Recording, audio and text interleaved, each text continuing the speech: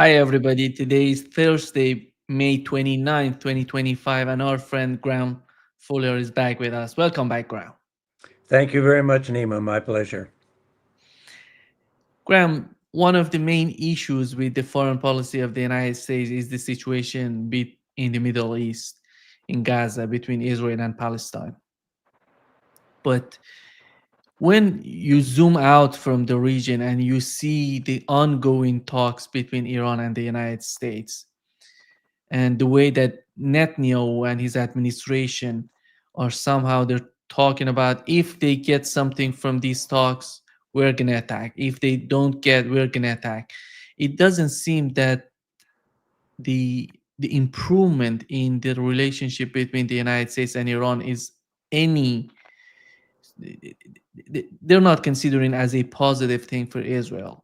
Why is that the case? Why Israel feels that they can the only war with Iran would benefit them, which we know that would be devastating for Israel.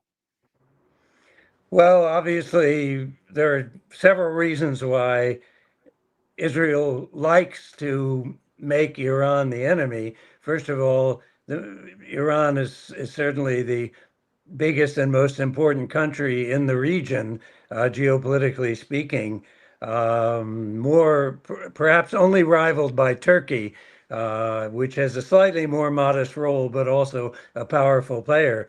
But secondly, as you know, the fact that Iran is the only other potentially nuclear state in the region threatens Israeli absolute domination in the nuclear sphere and would be considered unacceptable. So those are two very good reasons, and Israel wants to have dominance in the region, and Iran is better placed than most other states to give make that very difficult for Israel to achieve. And when it comes to the way that Donald Trump is dealing with Netanyahu, do you think that Netanyahu, without a permission from the United States, would attack Iran or would risk a direct conflict with Iran? I do not think that Bibi will attack Iran either with America. Certainly, I doubt that in the United States or Trump will give him permission to do so. And secondly, I don't think that he would do it without full backing of the United States. Israel has a lot of power, and short of nuclear war, that war is going to be very costly and damaging, and also damaging to United States' interests in the region.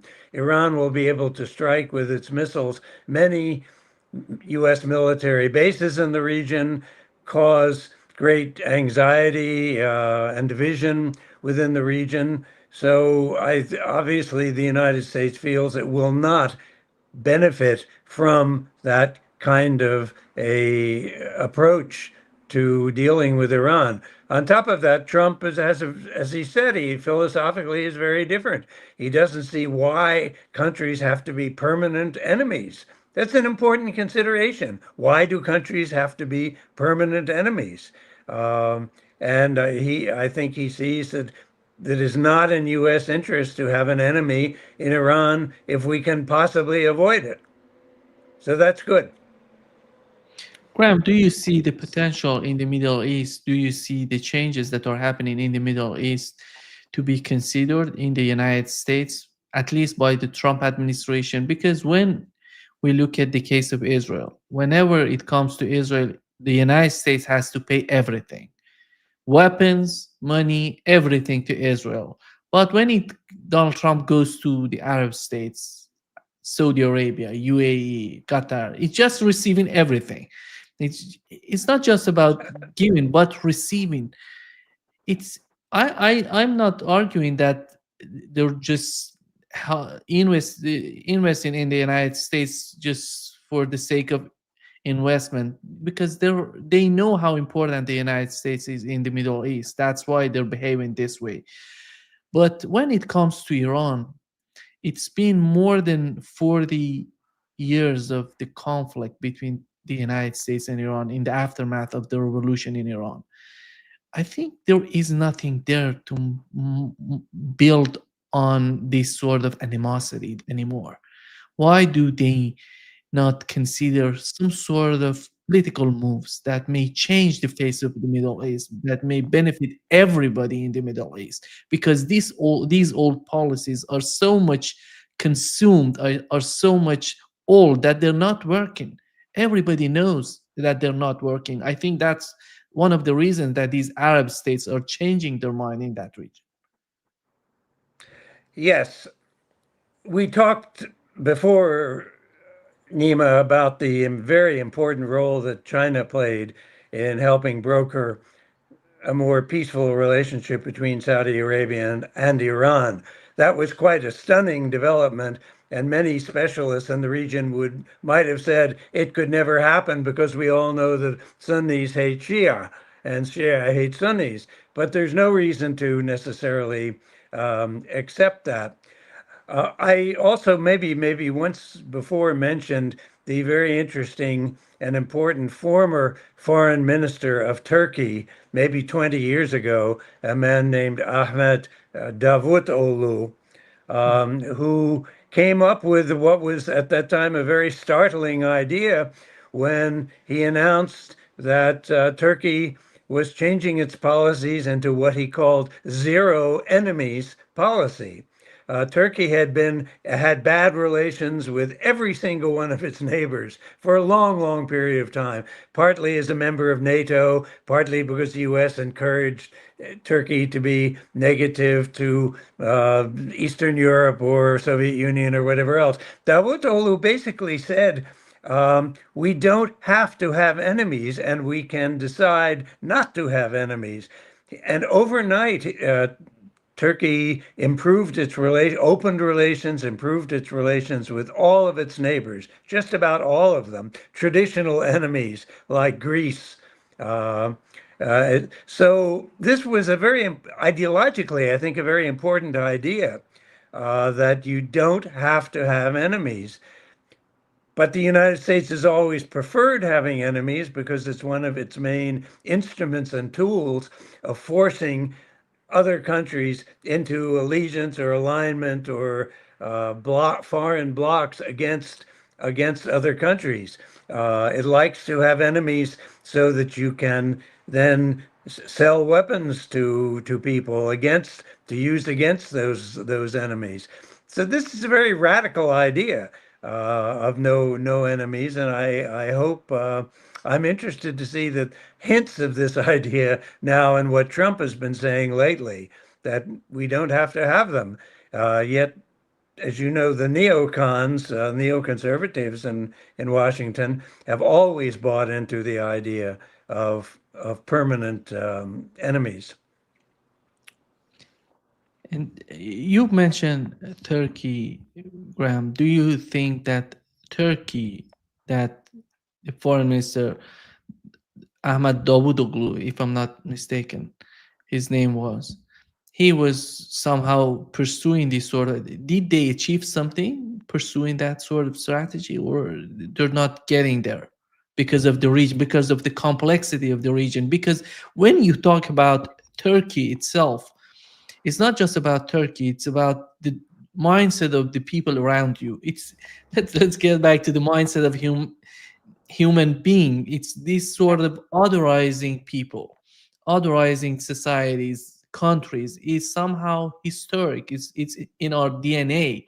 We have to overcome that. But somehow it's not just about me, it's about how the other countries are seeing me as a country. Yeah. Excuse me. I think I think Turkey's policies were quite successful during Davutoglu's period in office. There was no particular failure, but I think after he departed, other events took place in the region. But Turkey never went back to its traditional hostility with virtually all neighbors, and that was driven mainly by NATO perceptions. The United States wanted Turkey to adopt NATO's enemies and support NATO against all of those enemies.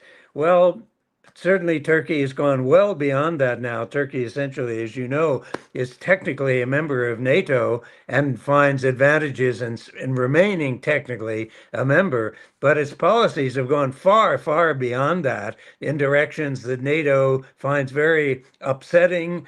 Turkey now considers itself dealing in all over the Mediterranean and Northern Africa and in the Middle East, in the Muslim world, even in Central Asia, Turkish world, all of that kind of thing. So this is Turkey has permanently changed as a result of that shift in ideology. I hope that other countries might consider that as well, to realize that to have enemies is in many cases a choice. I don't want to say in every case, but I think if you look at it, people generally choose to have enemies because they want to have war or they want to build a big military or any number of reasons. But it's part of a revolution in thinking about foreign policy. We also see a little hints of this in Chinese foreign policy with the use of this term win-win that China has talked about. I don't think China invented this term. It's an old thing, win-win or lose-lose. But China has applied this concept very seriously to its foreign relations and likes to talk about how they can have a win-win relationship with everybody. Doesn't mean everybody gets what they all want, but it means that both come out better than when they were in some kind of relationship of hostility or confrontation. Yeah, it's been such a long time that the United States didn't consider any sort of strategy that somehow sees win-win. But that's why we have zero-sum game in the foreign policy of the United States. But do you think that is changing under the Trump administration, or the United States foreign policy is getting to the point that they have to compete instead of being dominant? That's why they're changing their mindset. That's a very profound question, Nima, and I can't give you any one simple answer to that. First of all, Trump does not like neoconservatives. And There was an article that recently appeared written in a magazine called The American Conservative that is not neoconservative. And let me just quickly set forth to your readers what the difference is here. I mean, conservatives or whatever. Conservatives traditionally have valued family and religion and stability and peace where possible, and national pride. Neoconservatives come out of a Russian revolutionary tradition that basically was seeking global revolution. There was a guy named Leon Trotsky who was a rival to Joseph Stalin as to whether Russia's policies should be building socialism, communism in one country, as Stalin argued, or Trotsky argued, no, we want revolution everywhere, all over the world, simultaneously. And that group ultimately became what became known as neoconservatism in the United States. It's fundamentally revolutionary, overthrowing regimes, changing the world in the image that you want it to be. So there's a fundamental contradiction here between traditional conservatism and neoconservatism. I think neoconservatism by now has proven itself to be a drastic failure in American foreign policy over the years. I mean, as we know, America has been at nonstop war fundamentally since the end of the Cold War period, and engaged in wars, most of which it lost. In one degree or another, were not able to achieve their military goals. So Trump, and I don't know who his advisors are in this respect, but I think they're thinking over rather carefully this idea of, does America want a policy of revolution and overthrowing enemies that we don't like? When Trump spoke in Riyadh, he made the very interesting remark. He said, he said, it's not my job to judge other countries. He said, that's God's job. That's a remarkable statement when you consider it, because Exactly. no neoconservative would ever have said that. They would have said that it is America's role to judge the value and human rights and women's rights and all these other issues. America has the right and the obligation to impose its values on other countries by revolution or even war if necessary. So you can see an incredible difference between these two perspectives. So I think Trump is. You don't have to be too brilliant to understand that American endless wars under neoconservatives have been a failure. And I think also Trump at this point is beginning to realize that although he says he loves Israel and all of that, as John Mearsheimer has pointed out for a long time, Israel is not really an ally of the United States. It's an albatross. It's a burden around America's neck. Israel's wars end up being America's wars in undesirable ways. So I have this sneaking feeling, and I've maybe mentioned this to you before, but if I were Bibi, I would be quite nervous about who Donald Trump is and where he's going. He says the right words, but in the end, he is increasingly doing things that I don't think Israel wants or likes or has any control over. And that, especially, say, in opening relations with Iran, the discussions with Iran or other such issues. So, all of these factors, I think, coming together are beginning to change American policies, and especially if you consider that the Israel's genocidal war in Gaza has put America firmly on the side of Israel to the horror and anger of so much of the rest of the world. And that is costing America quite dearly as well. So I think Trump may be reconsidering a little bit just how close he wants to be and how much of a winning card this is.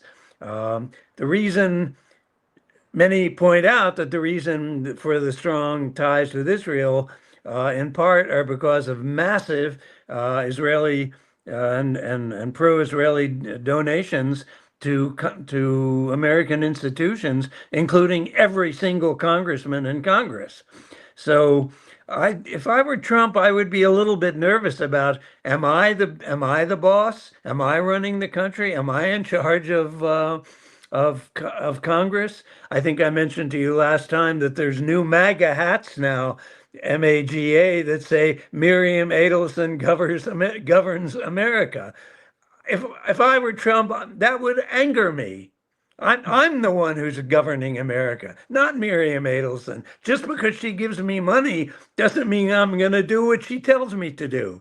So you can see there are a lot of things I think may be coming together here that may cause Trump to deal a little differently with the world than he has in past years. Graham, we know that Benjamin Netanyahu himself is in a very desperate situation, and right now his position is at risk, and he, because of the continuous war on the part of Israel, he continues in his position. Whenever the war is over, that would hugely influence his position in Israel. That's why this makes the situation with Israel and Netanyahu much more dangerous, because a man who's desperate for anything, he's prepared to make a new gamble, the ultimate gamble against Iran. That's why, in my opinion, it would be so much dangerous. It would be so much important to consider any sort of move on his part and his administration when it comes to Donald Trump and even Iran when they're thinking of Israel. And do you see Benjamin Netanyahu, because he has been in power for many years, and he is so smart when it comes to manipulation, to playing a game with the United States, but he's gonna be that much out of touch to go with a direct conflict. It's in my opinion that would be a suicide on his part. But I don't know if he would take such a great risk to attack Iran. Well, you asked me earlier on, Nima, if I thought that Netanyahu would go ahead and start a war with Iran, attack Iran without American 100% backing. I said I did not think he would do that. But I share your concern that if this man, who is a radical in many respects, who thinks only about himself, and is in a very difficult political situation, I would not utterly rule that kind of extremely irrational and dangerous and ultimately suicidal move by him. I cannot rule that out, as I think you cannot either. That's what we need. What's not what we need to worry about.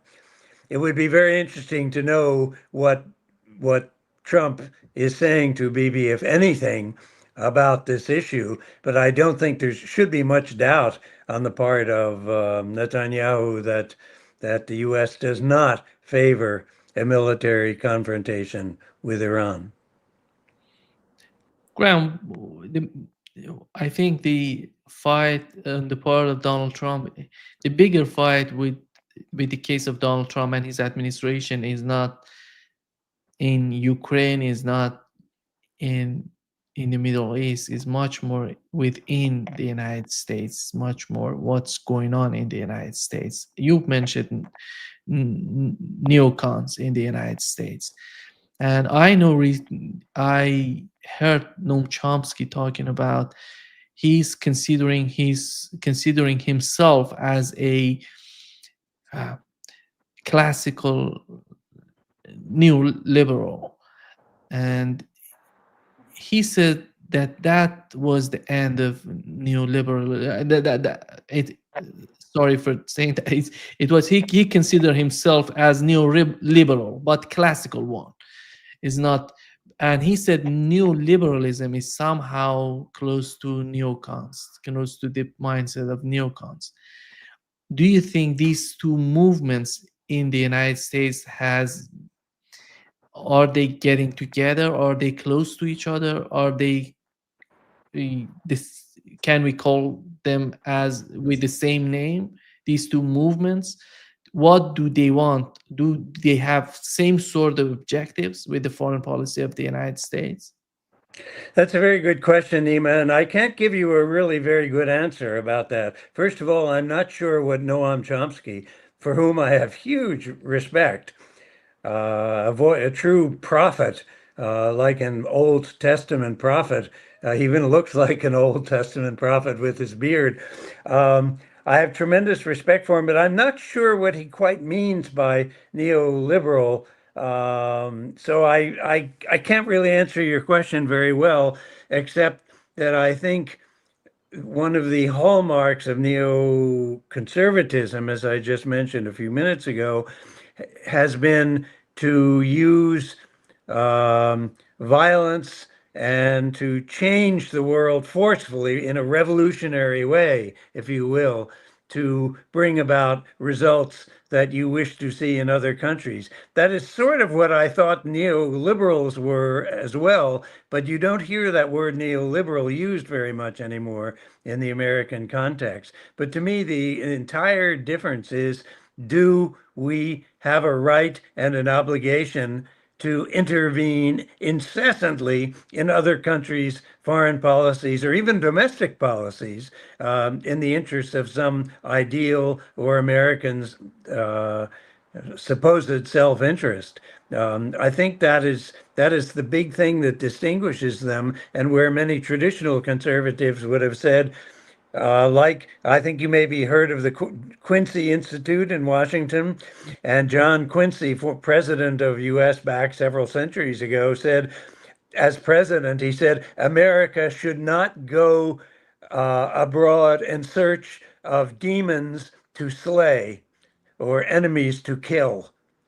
That's a very profound statement, basically saying don't go overseas looking for wars for people to kill and revolutions to make.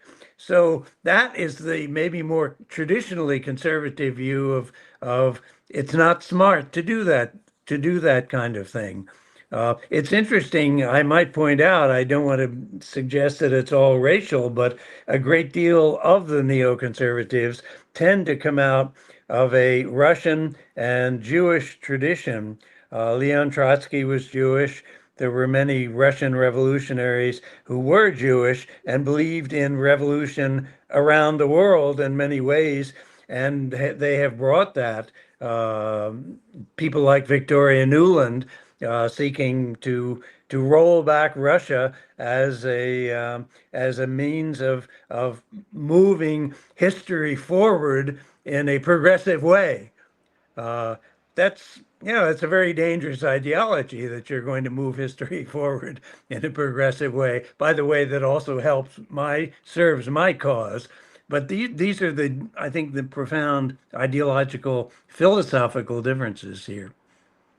I think it's so much amazing how these people are so much the enemy of Russia today. And I don't know what's the perception on their part from Russia, because Russia in that region, in that part of the world, they're not that much involved in any sort of, when it comes to the Middle East. They're trying to keep, because Russia is a big country, it's not just a small country. They have a lot to manage in Russia. And these people are, recently we had Michael Clark, the one of the experts on Sky News. He mentioned the person responsible in the Biden administration for the policy in Ukraine was Antony Blinken. Even somehow Jake Sullivan was somehow going against him to moderate him, to somehow limit him in the terms of action he was doing. But we know that Antony Blinken came from Russia or Ukraine, what we know as Ukraine today. What is this sort of animosity that they possess toward Russia? Where does it come from? Do we have any sort of understanding in that? Yeah, it's as I just mentioned. This goes back to Russia and Jewish traditions. I mean, many of the leading Bolsheviks in the Russian Revolution were from Jewish background. We all know that Jews have a very rich tradition of social criticism, feeling the need for social change, which benefits the public. It can be very positive, humanistic vision. But also, Jews historically in Russian Empire suffered a great deal from kind of an oppression. Jews played a very important role in the Russian state. I don't get me wrong. Scientists, writers, military people, all kinds of positions. But nonetheless, I think Jews felt that somewhat discriminated against, and Eastern Europe has been even worse in its long-term discrimination, especially countries like Poland have long, long traditions of anti-Semitism. So I think people coming out of that Jewish tradition have legitimate reason to look back with anger and hostility to some of what Russian society stood for in the past, and even today, what other countries in the region might do. So it's there is an explanation of understanding of Israel, and I'm sorry, an understanding of Russia as to why they are somewhat hostile to it. Ironically, as we know, the Ukrainian government and in its military has lots of rather more neo-Nazi types of people who are very anti-Semitic. And of course, Zelensky himself is Jewish, so I'm not sure that he's beloved by his more neo-Nazi military. But the fact is, they need his political skills to help keep this war of national defense, Ukrainian national defense, to keep that going. But I don't see that there's going to be any big change in this. And Blinken himself was, as you said, was not only of Russian origin, but Russian Jewish origin. And that explains a lot, including a natural fear and anxiety and bad memories of what Russian society meant for Jews. I mean, there was no Holocaust in Russia, but Jews often found difficulties in maneuvering Russian society. Graham, when it comes to the conflict in Ukraine, we know that Donald Trump, I know that you are somehow like me. We are optimistic about Donald Trump and the way that he's somehow trying to do something with the foreign policy of the United States when it comes to Iran, to Russia, somehow China. But he said in two times he posted on his on his page in Social Truth, he mentioned that Russia, the president of Russia is absolutely crazy. He wants all of Ukraine. I always know that, and he plays with fire. What is it when it comes to Donald Trump? Is somehow he's trying to put pressure? It's somehow it is a bargaining process in his mind, in your opinion? Yes, that's exactly right, Nima. I think Trump is the classic bargainer. He views everything as a transaction of some kind or other. I think he likes to pretend to be angry at one moment and put his opponents on their back feet and uncertain as to where to go. Then he changes his mind. You can't be certain that anything Trump says as of any one given moment represents the full story. It's the full story right now for you for today. But I might Mhm. change my mind tomorrow and I might hug you and I might like you. So let's not be enemies, but I'm reminding you that I'm putting pressure on you. I think Russia understand. I think Putin in particular and Lavrov. I would have to say, and maybe people will hate me for saying this, but I think Putin and Lavrov are probably the two most intelligent and sane foreign policy figures in the entire world.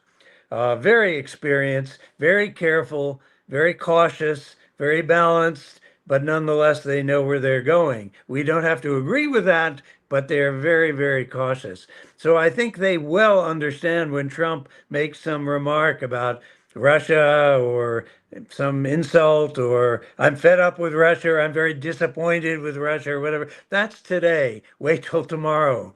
It might be different there then. And they, as a result, don't seize on him and attack him for that one remark. They take this as part of a longer process. Another president you might treat differently, but Putin and Lavrov really understand who Trump is, and I think how best to handle him if they can for better results. Graham, when I want to find who, for example, which country is so much important for Brazil, I look at the ambassadors of Brazil in those countries to see which country is much more important for Brazil. When we look at Ukraine and compare the ambassador of Ukraine to the United States with that one to the United Kingdom, you see the difference. Zelensky is nobody's even comparable with Zelensky and the position he had before going to the United Kingdom.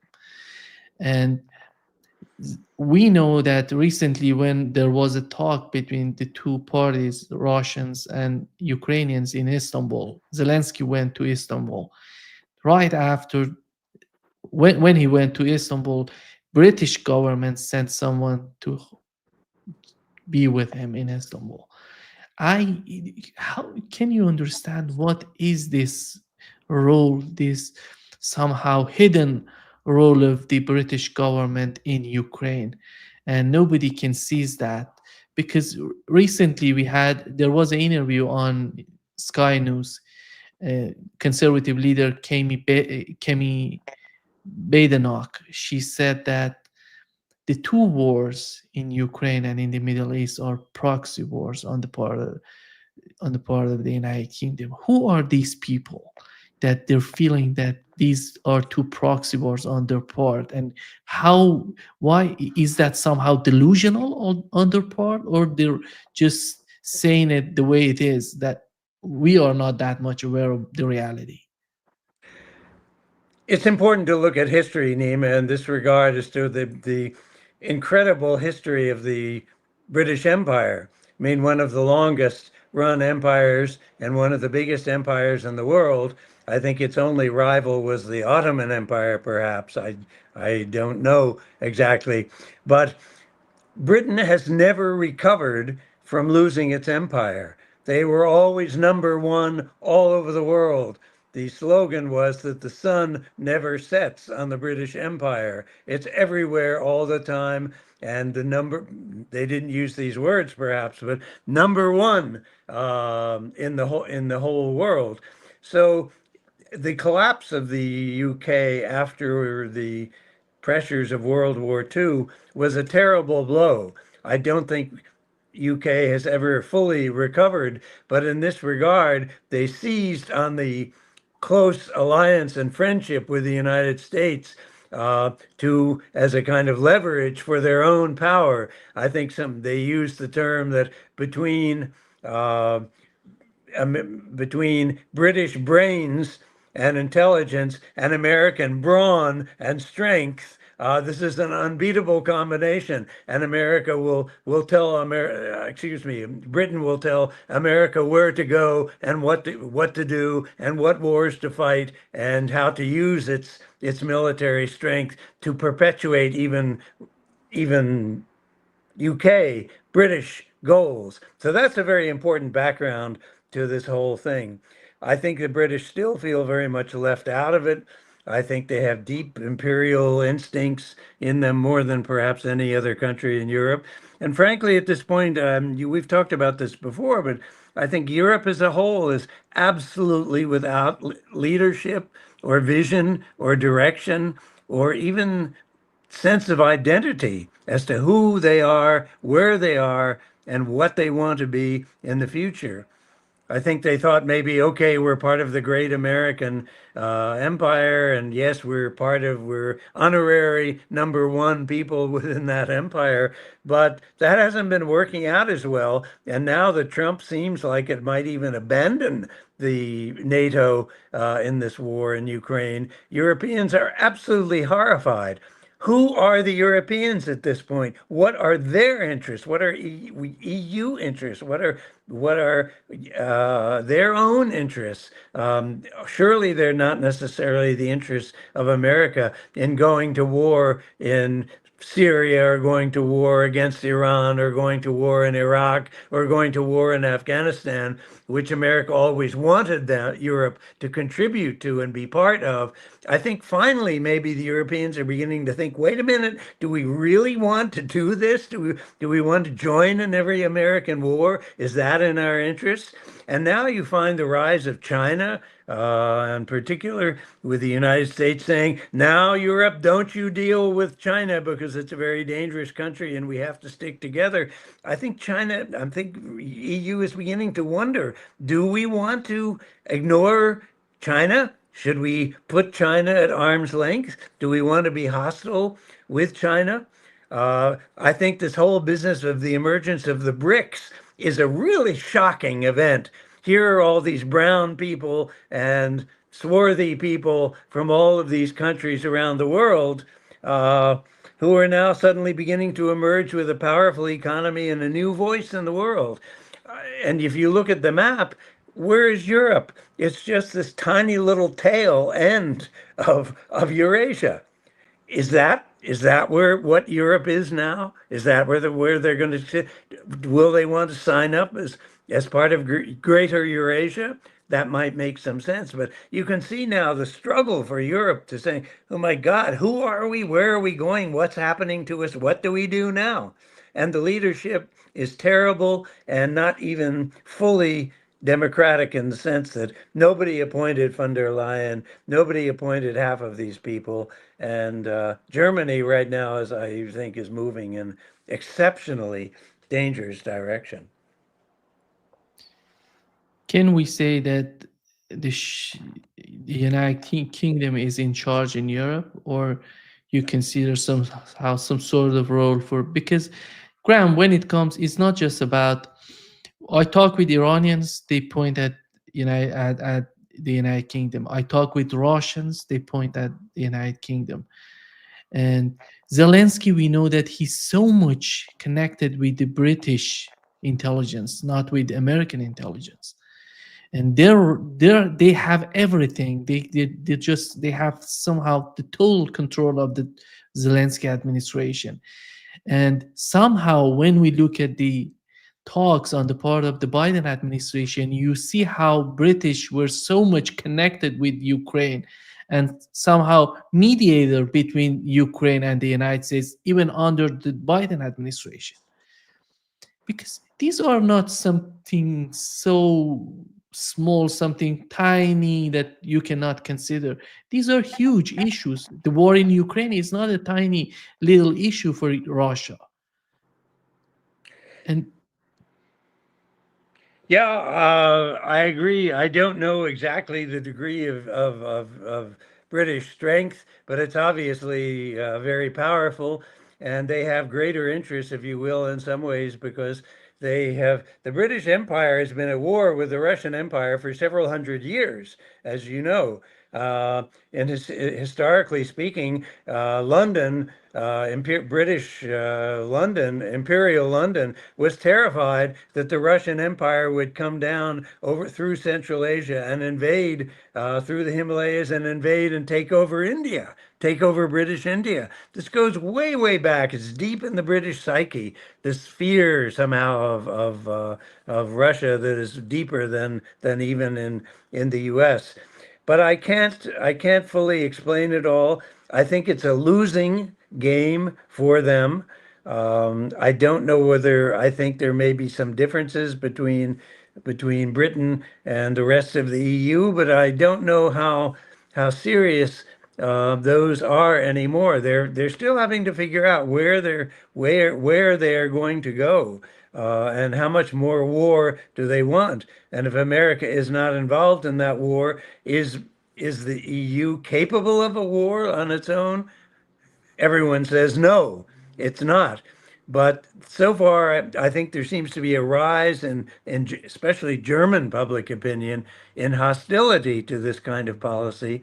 But so far, until new elections come yet again in Germany, there the this rather, I don't know what I'd call a neo-imperial or revanchist policies of Germany against Russia are still very very much there, and it's dangerous. I don't want to. I have great admiration for Germany as a culture, historically, etc. But I think many Europeans get nervous when now the new Prime Minister Merz talks about Germany now becoming the number one military power in Europe. That, it brings back some bad memories. What does that mean? Hopefully nothing bad, but you never know.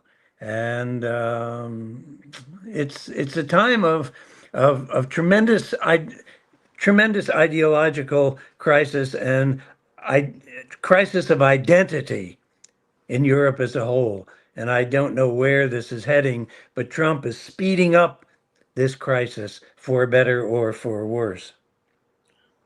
I think that's why the United States needs to talk with Russia in terms of the security architecture of Europe, because that would bring all of these insanity to an end, in my opinion.